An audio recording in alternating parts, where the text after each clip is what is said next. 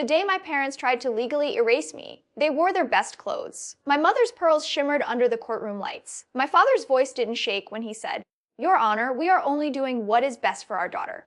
Not me, their daughter. My sister. I sat 3 chairs away from them, close enough to hear my mother whisper, "After today, it's over." I don't think she realized I heard her. The petition was simple. They wanted access to my savings, every dollar I had earned since I was 16. Every scholarship refund, every late freelance contract, every sacrifice for her medical future. My father said, placing a gentle hand on my sister's shoulder. She lowered her eyes perfectly on cue. The judge looked at me. "Do you contest this request?" Contest. Such a clean word for betrayal. I remembered the nights I worked double shifts while my sister went on sponsored trips. I remembered my father telling relatives, "He's independent. He doesn't need us." I remembered my mother handing my birthday money to my sister because she'll use it better. And I remembered the day I stopped asking for love. "Yes, Your Honor," I said calmly. "I contest it?" My father's jaw tightened. That was new. I wasn't supposed to resist. I was supposed to stay silent like always. Their lawyer stood up, confident. The funds in question were accumulated under the family residence. Legally, the parents maintain partial guardianship rights due to the structure of the original financial account. The structure, he said it so casually. What he didn't know was that structures can be redesigned. I had learned that lesson early. When I realized my parents didn't raise me, they managed me. I was an investment account with feelings they never audited. 3 years ago, I found something in my grandfather's old storage box. A sealed envelope with my name written in ink that had faded but not surrendered. My grandfather was the only one who ever called me my hair. Inside that envelope was a copy of a deed, not to the family house, to the land beneath it. He had transferred ownership quietly, not to my parents, not jointly to me. But ownership means nothing if you don't understand leverage, so I waited. I watched my father refinance the house twice. I watched my mother boast about our property at dinner parties. I watched them use the address as collateral for loans they never told me about. And I said nothing. Until today, Your Honor, I interrupted softly, turning toward my own lawyer, the one I hired without telling them. "I believe there is a document that may clarify financial authority." My mother frowned. "What document?" The sound of paper sliding across wood echoed louder than the gavel ever could. My lawyer adjusted his glasses. "Before discussing savings, perhaps we should discuss property ownership." My father laughed, sharp, dismissive. "There's no confusion there." My lawyer didn't smile back. "Actually," he said carefully, unfolding the certified copy, "there is." The air shifted. I watched my mother's fingers freeze around her purse strap. "This deed," my lawyer continued, "transfers full ownership of the land and residence located at," he read the address slowly, deliberately, "to your son. Effective immediately upon the passing of his grandfather. 3 years ago." Silence doesn't always feel empty. Sometimes it feels like a bomb waiting to understand it has already exploded. "That's impossible." My father snapped. "It's recorded with the county," my lawyer replied. "And since the property was used as collateral without the legal owner's consent, we may also need to discuss financial misrepresentation." My sister finally looked at me, not with guilt, with fear. My mother's voice cracked for the first time.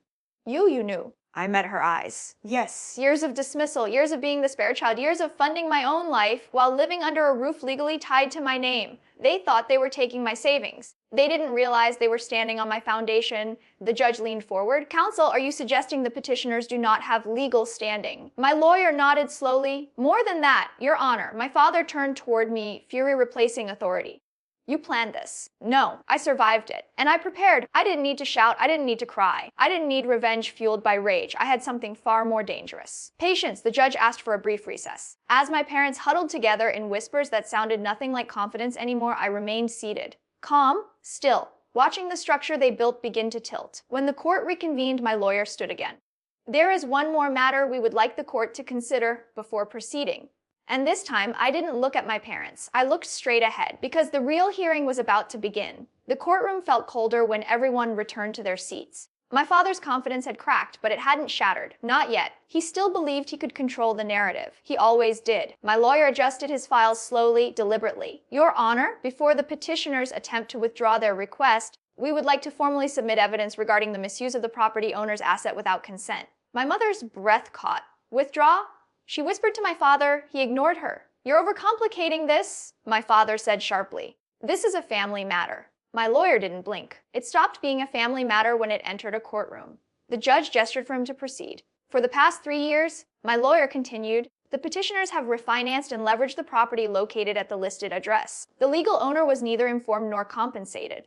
A file was handed to the clerk, bank statements, loan agreements, signatures, forged authority wrapped in entitlement. My sister's eyes darted between my parents. Dade, what is he talking about? My father's jaw tightened. This is nonsense. No, I said quietly. It was the first time I had spoken since the recess. Every head turned. I didn't raise my voice. I didn't need to. I received copies of the loan statements 6 months ago. The bank mistakenly mailed them to the property owner. I paused. Me. The word lingered in the air like a verdict waiting to be signed. My mother's face drained of color. You opened our mail. It wasn't yours, I replied calmly. It never was, da. The judge leaned forward. Are you alleging fraud, counsel? My lawyer nodded. At minimum, misrepresentation, potentially more. The word fraud has weight. It bends spines. It changes breathing patterns. For the first time in my life, I saw fear replace superiority in my father's eyes. He stood abruptly. Your Honor, this is outrageous. We raised him. We paid for his schooling. We provided that home. I almost smiled. You provided walls, I said softly.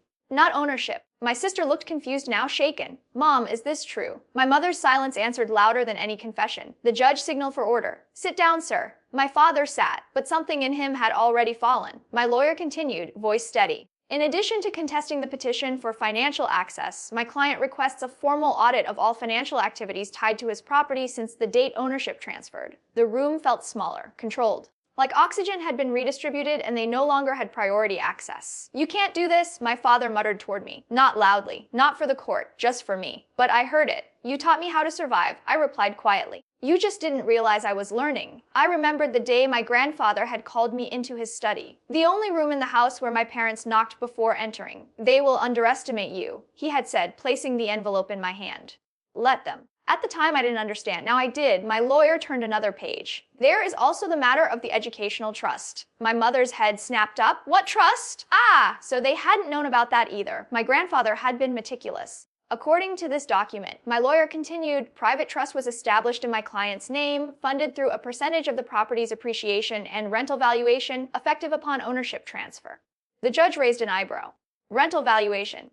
Yes, Your Honor, my lawyer said. Since the petitioners occupied the property without a lease agreement, they were technically residing in a privately owned asset. My father's face went pale. You're not saying, he began. I'm saying, my lawyer interrupted calmly. That occupancy without contractual agreement may constitute retroactive rental liability. The silence that followed was no longer tense. It was catastrophic. My sister stared at me. You'd charge us rent. I looked at her, really looked at her, for the first time in years. No, I said evenly. I would charge tenants. The difference finally landed. My mother's composure shattered. How can you be so cold? Were your parents? No, I said quietly. You were my guardians. There's a difference. Every birthday forgotten, every achievement minimized, every comparison that began with, why can't you be more like your sister? I had swallowed it all. Converted humiliation into strategy, pain into patience. The judge cleared his throat. This court was convened regarding a petition for financial access. Given the new information, that petition appears not only invalid, but potentially reckless. My father opened his mouth again, but no words came out. Control was slipping through his fingers, and for once, there was nothing to grab. My lawyer stepped forward one final time. Your Honor, my client has no desire to escalate unnecessarily. However, he does request immediate dismissal of the petition, formal acknowledgement of sole property ownership, and permission to pursue civil evaluation of financial damages at a later date. Later date. That phrase hit my parents harder than anything else, because later meant this wasn't over. The judge nodded slowly. Petition dismissed. The gavel struck. It sounded different this time, not like authority, like release. My mother began to cry quietly. My sister reached for her hand. My father didn't move. He just stared at me. Not with anger, not even with hatred, with realization. He finally understood something he never thought possible. I had outgrown his shadow. As people began to file out, my parents remained seated. So did I. My lawyer leaned toward me. We can proceed whenever you're ready. I nodded. But I didn't stand yet. I watched them whisper frantically, calculating, panicking, searching for an angle that no longer existed. For years, they had believed power came from authority. They were wrong. Power comes from information. And timing? I finally rose from my seat. My footsteps echoed softly across the courtroom floor as I walked past them. My mother looked up at me, eyes red. Please, she whispered. I paused, for just a second, not out of weakness, out of control. Then I leaned slightly closer so only they could hear. This was never about money, I said quietly. I was about respect. My father's voice was barely audible. What do you want? I straightened, calm, collected, certain. I haven't decided yet. And that was the most honest thing I'd said all day, because the real revenge wasn't destruction. It was choice. And for the first time in my life, I had it. Outside the courtroom, the air felt different. Lighter for me, heavier for them. Reporters hadn't gathered. There were no dramatic crowds. Just a quiet courthouse hallway where power had quietly shifted hands without applause. My parents walked a few steps behind me, not beside me. Behind. That detail didn't escape my father. Wet, he said. His voice no longer carried command. It carried calculation. I stopped near the marble columns, but didn't turn immediately. Let him step into my line of sight. He did. What exactly are you planning? He asked. Planning? He still thought this was a game of strategy. It was. He just wasn't the one holding the board anymore. I haven't filed anything yet, I said evenly. You still live in the house? For now? My mother whispered. I met her eyes. For now? My sister stepped forward. Her confidence from the courtroom was gone. I didn't know, she said. About the loans? About the deed? I swear. I believe you, I replied. And I did. She had always been the favorite. Not the architect, my father exhaled sharply. Enough of this. Tell us your number. I almost laughed.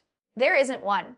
There's always one, he shot back. That's where you're wrong. Money had always been his language, every sacrifice quantified, every favor itemized, every kindness conditional. But this wasn't a transaction, it was a reckoning. You used my asset without consent, I said calmly. You leveraged it, risked it, signed documents assuming I would never find out. We were gonna fix it when... Silence. My sister looked between us. Can we just go home and talk about this? Home, interesting word. You mean my property? I asked gently. The sting landed. My father stepped closer, lowering his voice. You humiliated us. I held his gaze. No, I corrected you. His nostrils flared. He wasn't used to being spoken to without fear attached.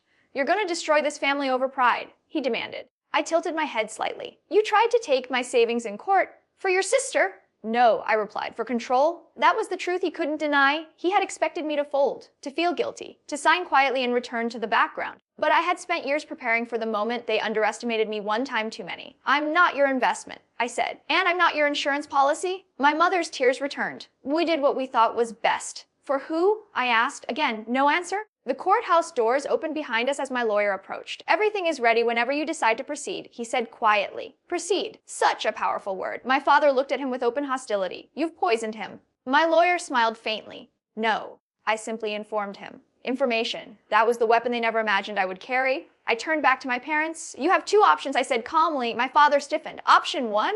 I continued, I file a civil claim for unauthorized financial leverage, demand a full audit, and pursue retroactive rental liability. My mother swayed slightly at the words. Option two, my sister asked softly. I offer you a structured agreement. They waited. I let the silence stretch just enough to remind them who controlled it now. You acknowledge ownership publicly. You sign a formal lease agreement, market rate, transparent. You provide a full disclosure of all outstanding loans. And you never again attempt to access my finances without consent. My father stared at me as if seeing a stranger. You'd make us tenants? He said slowly, yes. In our own house. I didn't correct him this time. The precision of that realization was punishment enough. And if we refuse, he challenged. I held his gaze without blinking. Then I proceed.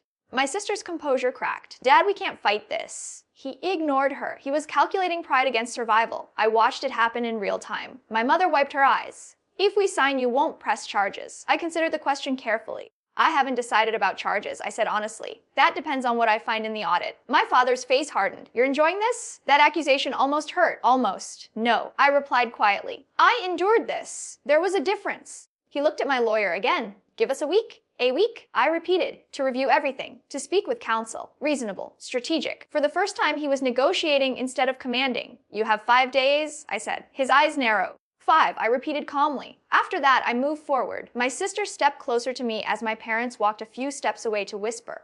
Are you really going to charge them? She asked softly. I'm going to protect myself, I replied. She looked conflicted. They always thought you just let things go. I know. That's why they did it. Exactly. She swallowed. I'm sorry. For what? For not seeing it. I studied her face. She wasn't innocent, but she wasn't the architect either. Just don't repeat it, I said. My parents returned. My father extended his hand, not affection. Agreement? We'll review the documents, he said tightly. I looked at his hand for a moment. Then I shook it, firm, controlled, no emotion, because this wasn't reconciliation. It was leverage. They walked toward the parking lot together. For the first time in my life, I wasn't following them. I stood still, watching. My lawyer glanced at me. You handled that well? They think this is about the house, I said quietly. He studied me. Isn't. I shook my head slightly. It's about precedent. He didn't ask me to explain. Good lawyers understand silence, because the house was only the surface. What they didn't know, what they couldn't possibly imagine, was that the educational trust my grandfather established had growth clauses. performance triggers, and one specific provision tied to legal disputes involving misuse of the primary asset, a clause that had activated the moment they filed that petition. I had mentioned it in court. Not yet, I didn't need to. 5 days, that's what I gave them. 5 days to decide whether they wanted dignity or damage. As I walked toward my car, my phone vibrated. A notification from my financial advisor. The trust valuation had updated. I opened the message, and for the first time since this began, I allowed myself to smile. Because the real shift hadn't happened in the courtroom. It had happened the moment they forced my hand. And they still didn't understand what that triggered. 5 days. Then I would decide exactly how much of the foundation I was willing to let them keep standing. 5 days can feel like a countdown, or a gift. For them, it was a countdown. For me, it was confirmation. I didn't contact them. Not once. Silence is uncomfortable when you're used to controlling the conversation. I knew my father would try to read into it. He always did. If I wasn't speaking, I must be planning. If I wasn't reacting, I must be calculating. He wasn't wrong. On the second day, my lawyer forwarded preliminary findings from the audit request, numbers, dates, signatures, patterns. There's something sobering about seeing betrayal quantified. Loan 1 justified as or renovations. Loan 2 labeled medical contingency.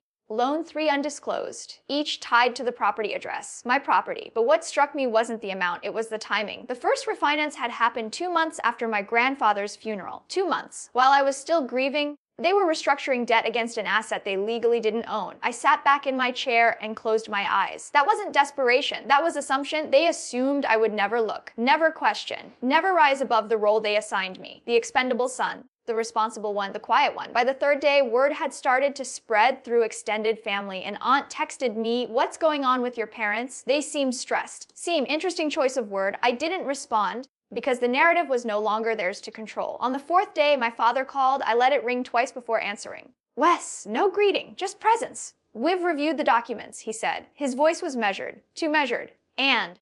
Well, sign the lease? No apology, no acknowledgement, just strategy and the loans." I asked, "A pause disclose everything?" "Everything?" I repeated calmly. Yes, I could hear the tension in his breathing, the weight of pride bending. And the public acknowledgement, I added, his jaw tightened through the phone. I could hear it. "We'll make a statement to the family." That's not what I asked for. Silence. "You want us to announce that you own the house." He said the words bitter.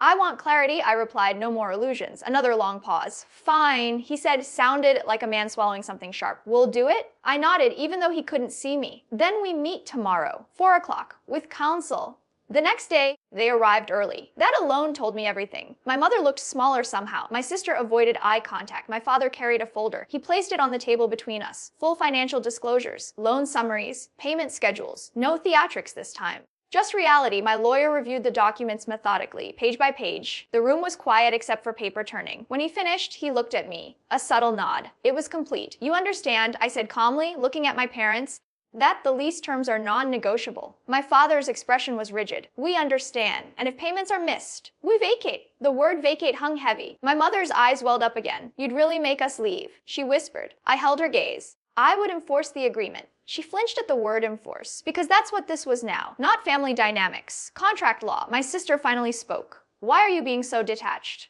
I considered that carefully. "Because attachment made me vulnerable," I said softly. And vulnerability was used against me. No one argued with that. They signed. Each signature felt like a shift in gravity. Authority transferred from assumption to ink. When the documents were complete, my lawyer gathered them neatly. "There's one more matter," he said. My father stiffened immediately. "As discussed." My lawyer continued, "The trust clause triggered upon formal legal dispute involving the primary asset." My mother frowned. "What clause?" I didn't speak. I let my lawyer handle it. Upon such dispute, he explained calmly, control of discretionary distributions accelerates. My client now has immediate authority over the trust expansion portfolio. My father's eyes narrowed. Meaning?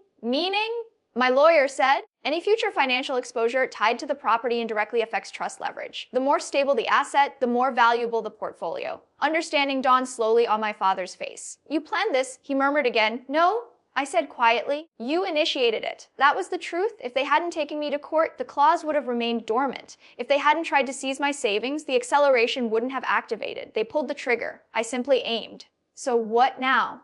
my sister asked. Now, that was the question. I looked at each of them carefully. For the first time in my life, I wasn't reacting to their decisions. They were reacting to mine. "Now," I said evenly, "you honor the agreement. You pay rent. You disclose debts. And you rebuild whatever integrity you still have." "And you?" my father asked quietly. "What about me? What do you do now?" I leaned back slightly. I expand. He didn't like that answer, but he didn't challenge it either. As they stood to leave, My mother hesitated. I never thought you'd become this, she said softly. I met her gaze. You never thought I'd become anything, I replied. That hurt her, I could see it. But truth often does. They walked out together. This time, not behind me, not ahead of me, just separate. When the door closed, my lawyer studied me. You're holding something back, he said. I didn't deny it, because he was right. The lease was signed. The disclosures were complete. The trust accelerated, but there was still one decision I hadn't revealed. One option I hadn't exercised. 5 days ago, I promised myself something. This wasn't about destroying them. It was about redefining the structure. And structures can be rebuilt or replaced. I looked at the finalized documents on the table. Ownership secured. Authority established, leverage confirmed. For years, I had been the underestimated variable in their equation. Now I was the constant, the foundation. And the architect, I picked up my phone, hovered over a contact name. Not my lawyer, not my parents, the developer. Because sometimes revenge isn't about eviction. Sometimes it's about redevelopment. I didn't press call, not yet. Instead, I slipped the phone back into my pocket. Power isn't in action alone, it's in timing. And I still hadn't chosen mine. The developer's name stayed on my screen longer than it should have. I could have ended it that way. Sell the land, terminate the lease, force them out, watch the house, their symbol of authority reduced to scaffolding and dust. It would have been clean, efficient, final. But revenge driven by impulse looks powerful only from a distance. Up close, it's just noise. I didn't want noise, I wanted permanence. That night I drove past the house. My house. Lights were on in the living room. My mother's silhouette moved behind the curtains. My father stood near the window, phone pressed to his ear. Stress had aged him in a matter of days. For years, I had looked at that house as a cage. Now I saw it for what it truly was, an asset. Assets don't carry emotion. People do. And I finally understood something that had taken me years to accept. They weren't afraid of losing the house. They were afraid of losing position. The next morning, I called a family meeting. Not at the house, at my office. Neutral ground. They arrived quietly. No arguments this time, no raised voices, just uncertainty. My father looked around the office space, modern, minimal, intentional. You've done well, he said. It wasn't praise, it was recognition. Yes, I replied. We sat. I placed a single folder on the table. My mother's hands trembled slightly. My sister avoided my eyes. I've made a decision, I said calmly. My father straightened. About what? About the house. Silence swallowed the room. I met with a development firm, I continued. Preliminary valuations suggest the land is worth significantly more than its current residential use. My mother hailed sharply. Not exactly. My father's voice was tight. Then what? I'm converting it. Their confusion was immediate. Converting it into what? My sister asked. A multi-unit property. The words landed slowly. A what? My mother whispered. A structured redevelopment. 4 high-end units. Long-term leases. Increased valuation. My father stared at me as if trying to find the angle. And us. You'll have the first option to lease one of the units.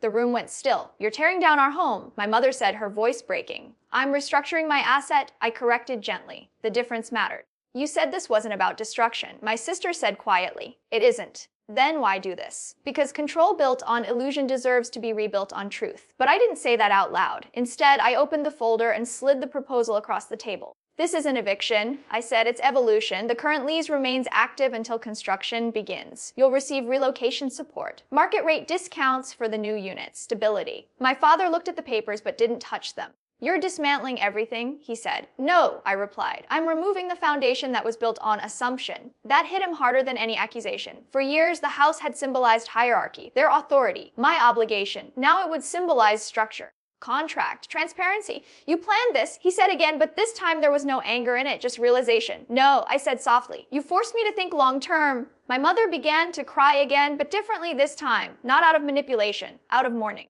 We raised you there, she whispered. And you underestimated me there, I replied. The truth didn't need volume. My sister finally looked at me directly. If we had never taken you to court, would you still be doing this? I considered that carefully. No, I answered honestly, that was the reality. Their attempt to take my savings had activated everything. The trust clause, the audit, the awakening. My father leaned back slowly. So this is the price, he said. No, I corrected. This is the consequence. Price implies negotiation. Consequence implies inevitability. He studied me for a long time. And then, for the first time in my life, he nodded. Not in authority, in acceptance. You've surpassed me, he said quietly. It wasn't easy for him to admit, but it was real. I was never competing with you, I replied. That's where I went wrong, he said. The admission changed something in the room. Not forgiveness, not reconciliation, but clarity. My mother wiped her tears. Will we at least have time? Yes, I said. Construction doesn't begin for 6 months. 6 months to pack memories. 6 months to adjust. 6 months to understand that power is never permanent unless it's earned. My sister exhaled slowly. And if we refuse to move? I held her gaze calmly. You won't? She knew I was right, because for the first time they understood something undeniable. I wasn't reacting emotionally. I was acting structurally. They left that meeting quieter than they arrived. No shouting, no threats, just reality settling into place. Over the next few weeks, paperwork moved forward. Permits, architectural plans, financial projections, the trust valuation increased. The property appraisal doubled. Investors showed interest, and every step was documented, transparent,